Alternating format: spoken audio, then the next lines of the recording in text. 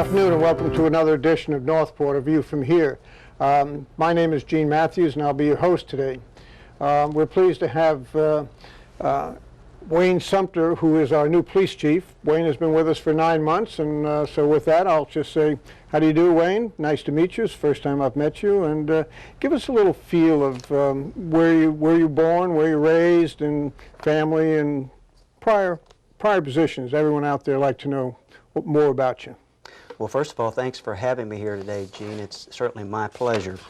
I'm coming here from North Carolina, where I spent 30 years in policing, beginning as a young police officer in Hickory, North Carolina, going through the ranks in the 24 years that I was there, and then left there as Deputy Chief of Police, to become the Chief of Police in Huntersville, North Carolina, which is in Mecklenburg County, the most urban county of North Carolina, and actually borders Charlotte, our largest city, and our county seat there in Mecklenburg on Charlotte's northern boundary. So I have a strong and diverse police experience over those 30 years, and took maximum opportunity of the North Carolina State retirement system to travel even further south and try it once again, so to speak. So we've been here, my wife Sharon and I, for about 9 months. We find it to be a very friendly and open community, and we've enjoyed our stay here thus far immensely. I have one daughter, Jamie, who is 26, who is still in Hickory. She has been here, though, 4 times, and I'm expecting another visit real soon. Well, that's good. Well, she should come in the wintertime.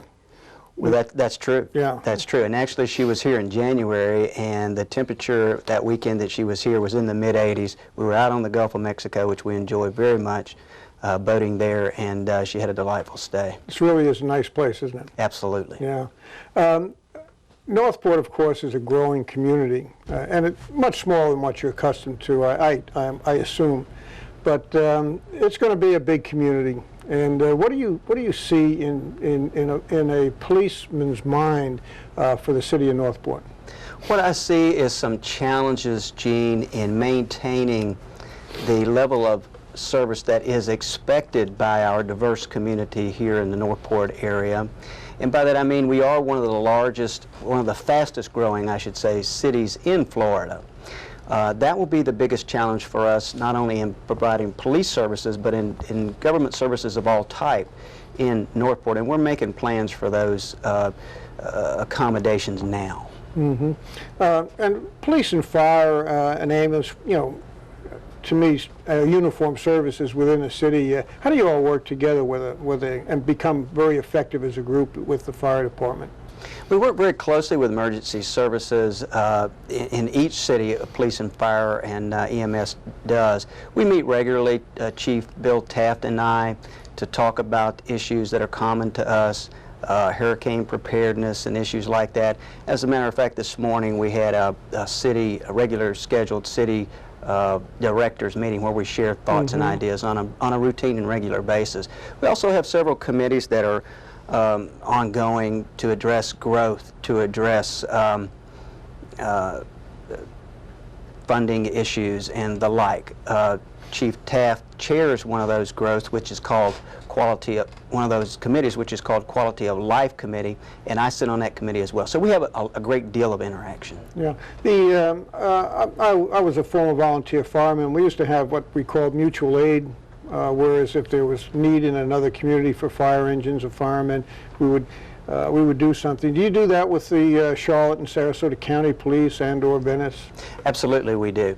Part of our preparedness plan for hurricanes and storms is with the city of Venice, where we, on an ad-need basis, can even dispatch from their facility to our police units in the street when that need arises. And it has arisen in the case of Charlie. We dispatched out of Sarasota PD. And so if your towers go down or your antennas go down, you can switch over to Venice and still communicate with all the cars. And still communicate, still answer 911 lines, and it's very seamless to our customers. And does this tie in with the county also in some way? Absolutely, it does. As a matter of fact, the county of Sarasota operates off a unified radio system, an 800 megahertz radio system, where we all share interoperability. Oh, you do? Yes. Okay. On a day-by-day basis? Day-by-day basis. Oh, that's great. Community policing, what is that? Community policing, often misunderstood philosophy of providing police services, Gene. The basis of community policing is to form partnerships with our customers and then to problem solve from our customers' point of view. Very real difference between the traditional model of policing, which Northport PD is in now and we are transitioning out of. Traditional policing is centered on a reactive mode of providing police services. Community policing is a coactive mode. With our customers, we form partnerships, identify, and solve problems. Community policing is also consistent with goal setting. There is no forum in traditional policing to set and achieve goals consistent with your annual budget. Community policing provides that framework. So you're talking things like Community Watch, the DARE program as being something working with proactively with the community? Those are very elementary examples, I might say. More advanced, sophisticated examples of community policing are, perhaps in one of our police districts, we have an issue with burglaries. So a goal might be to reduce burglaries by 10% in a given year. And then the police work out strategies to achieve that goal. And then they work toward those strategies on a day-by-day basis, so they are goal-driven rather than call-for-service driven. Call-for-services are very important to us, and we will always keep those at a very high priority. But in community policing, they almost become secondary to the goal. Okay. When you look at the statistics for Northport, I'm sure before you came here you went through the computer and you went to every database you could find about statistics dealing with Northport and maybe the surrounding areas. What do you see as, how long a transition to community policing? When do we leave the traditional role, as you were saying, and get into a more of a community police? Because you can't obviously get rid of the reactive, react to a problem type of situation in your job. Right. We'll always react to calls for service. Very quickly, however, we would transition into a community policing philosophy and infrastructure to accommodate that. Our plan calls for us to be up in 4 police districts practicing community policing in its elementary levels July the 1st. We will every 6 months add a phase to that until a year or so from July. We will be fully implemented into our overall community policing strategy or business model of policing. And we'll take it to quite a large degree, probably more than other places or other cities need to, because we are growing so rapidly. That rapid growth causes us to have to use innovative ways to meet the standard of police services that people expect in Northport. It's very expensive to keep adding people, so we have to get the most from every single person, our human resources, which are our most valuable resources, that we can. We do that through community policing. Okay, and you mentioned 4 districts. Is this a new concept for the city, or did you use zones as the county used, or what did they do prior to this? The city uses a traditional model of 4 zones where they have 4 squads, 2 assigned to day shift, 2 assigned to night shift, which is a traditional model of policing, 12 hours and shifts, that sort of thing. In community policing, supervisors and officers are attached to a geographic-based group of customers, and then they are held accountable then for providing police services, forming partnerships and solving problems with that group of customers. It also sets up a scenario, Gene, where as that district changes, develops, and matures, issues can be addressed through additional officers, adding them specifically where they're needed to get the most from each person that we hire, the most from our taxpayers, our customers' dollar. Right. So in other words, you have 4 businesses out there. and you have to adjust to the demands of the community in that particular area or quadrant, and supply the necessary force and vehicles and material. Is that right? As each district develops and matures independently of the other, and that's a major difference in traditional policing and a business model of policing. That's the point I was looking for. Exactly. Okay, good. One of the things, you know, you always have problems. One of the things is logistically, Northport is such a spread out overall community. How are we dealing with that? We're dealing with it in that traditional role right now, but as we get those 4 districts up and running in July, that will become much more manageable, because the officers get to know those districts, the customers in those districts, and the customers get to know them. Very, very important in providing quality services of any kind, much less police service. Those principles that apply to providing quality services in any business also apply to providing police services. Yeah. I've lived here for 34 years in Northport, and the uniformed services, police, fire, ambulance, have always been very responsive and Johnny on the spot, you know, from my perspective anyway, in my use in both the business I had here as well as being a resident. As we grow, though, we're looking at a changing statistic, I'm sure. Whereas when I first moved here, we were basically a retirement community. I was one of the few that were bringing children in at that time. I brought 3 in.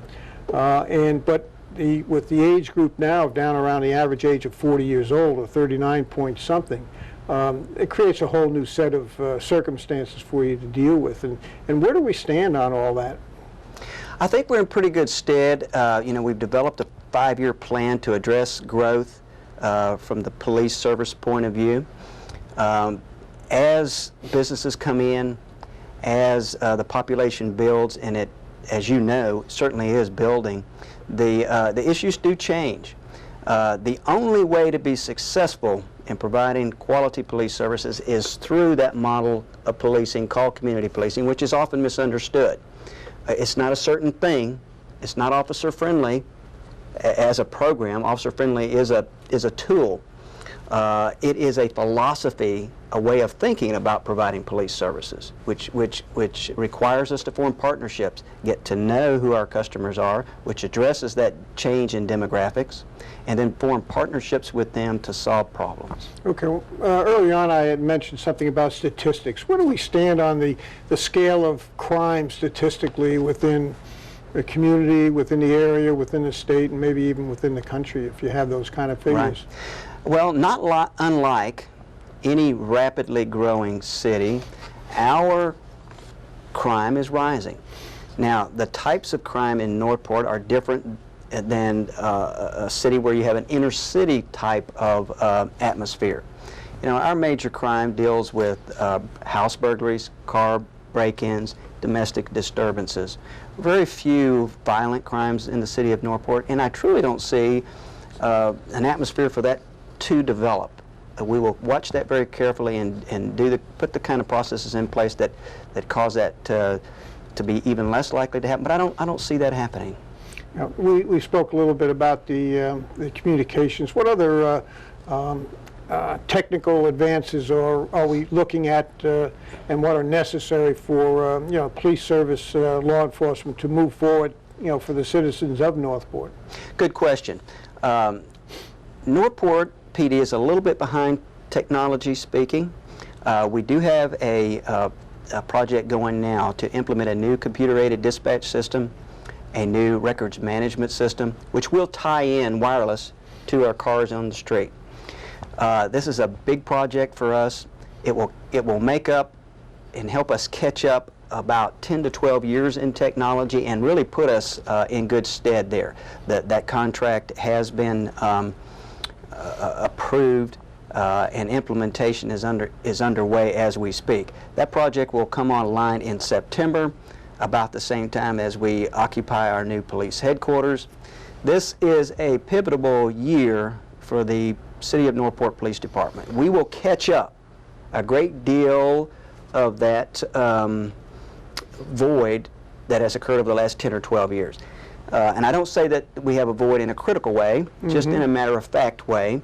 We have that void not because we are less able, but for some reasons, which we could go into and probably don't have time, we have had a little sort of a void there in technology and some other areas. But this year, we'll catch up most of those. Well, good. I'm glad to hear that. In our remaining moment, give us a schedule and a rundown of the new police hall.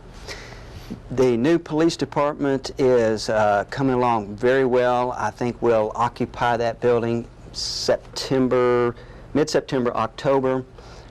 We have meetings on that very regularly. It's if you drive by there today, Sumter and Price, it's clearly up out of the ground. Will be a state-of-the-art building which will contain a state-of-the-art communications center that the customers and citizens of Northport and really the surrounding areas too can be very proud of. It'll be the hub to provide police services for many, many years. Well, it's a pleasure meeting you. Thank you for coming on board, and we'll be right back in a moment. Thank you. There's a rumor that small-town America has all but disappeared.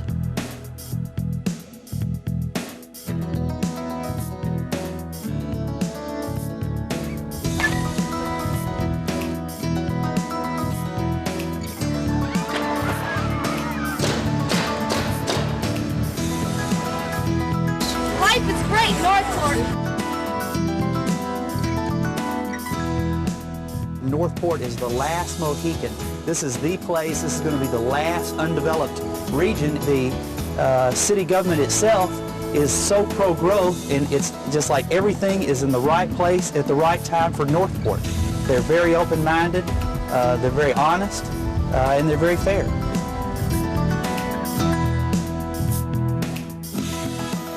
Disappeared? You've just seen evidence to the contrary. We call it Northport. Welcome back to the second half of Northport A View from Here. We have Vanessa Carusone, our city commissioner, with us today. Welcome, and we have some questions for you. But first, just give a little rundown of who Vanessa is and where Vanessa is from originally and family. Well, originally I'm from New Jersey, a small town called Keyport that was probably 20 square miles, unlike Northport that's over 100. And moved here to Venice when I was about 15 years old. I worked and graduated and was married all in the city of, well, not the city of Venice, the unincorporated part of Sarasota County, South Venice, and moved to Northport about 8 years ago and opened a business, and with that business got involved with the community, and with the community got involved with the government, and one thing led to another when I decided that maybe people of our age bracket and maybe even those who have a business sense needed to be involved in the government and have more of a hold on having government run our lives as much as it was at that time. And so that's why I decided to run. Yeah, the complexion of Northport really is changing quite a bit. Huge. Yeah, quite a bit. Back in January, excuse me, back in January, you all had a meeting, all the commissioners, to go over planning and stretching your minds, if you will, to goal setting and things like that. What were some of the subjects you spoke about, and maybe some conclusions or directions that you all want to go in? Well, the goal-setting session was actually very good. And there was a couple of things that I learned from it. One of the things was that I felt that staff was kind of fearful to bring their opinions and their ideas before the commission, that they felt that they would be shot down before they even had that chance or opportunity to bring it before us. So I think that we ironed out a lot of that bad feeling between the commission themselves and some of our higher staff. Not to interrupt, but were the staff involved in this? Oh yeah, we had we had all 5 commissioners, and we had all of our main staff there. So it was really truly a goal-setting issues. I mean, it had to do with what the staff was dealing with every day, as well as what the commission was dealing with every day. So it was one of our most productive ones since I've been on the board. We discussed at great length the problems that we're seeing and that we're faced with now in the city, given the growth and its incredible 10% a year, the part that we haven't really planned as far as taxes and fees, and we haven't given them the tools to actually address some of these issues in the past. And I think that the commission got a clear and concise opinion by their staff that, you know, you want us to fix the problems, but you're not willing to give us the tools to fix them with. So I hope that they understood that. And then we came up with some great ideas about how we could deal with some of the issues that have been faced with before us. That, you know, it's not that they came because of growth, it's just that they haven't been addressed, and that growth has only added on to these problems and these current issues. So they've created a few ad hoc committees with staff involved and commissioners involved to come up with ideas, being financial ideas and planning ideas to address some of these growth issues. So I think it was one of the most productive times that the city has faced in the last 4 years at least. Well, that's great to hear, because I'm an advocate of what's commonly called reinventing government, because traditional government over the years, people like yourselves, not just in Northport, but all over the country and perhaps all over the world, they work in isolation of staff. And if they can't articulate and bring in staff into the formula in a very direct manner, the results are not always what you want or what you expect. And even your expectations as a commissioner, I think, when you deal with the staff, may be modified somewhat, because some things are possible and other things are not possible. So I support the efforts of these meetings, and have more meetings with staff, because once you empower them to act, you give them confidence and a feeling of pride, not just a job. I think you go a trust, long too. way. Absolutely. Trust. That's a whole total element that in most governments, I think are lacking. Is that trust and that mutual understanding, that and common goal. And it's not us against them.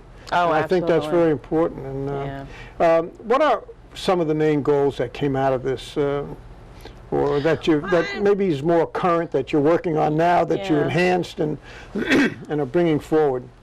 I'm not sure if there were goals in a sense that these are things that we need accomplished, but we started out with some of the things that we see as issues, you know, the roads, that we have so many roads that really need to be repaved, and we need this road inventory completed, and then we need to find a way to finance repaving the roads.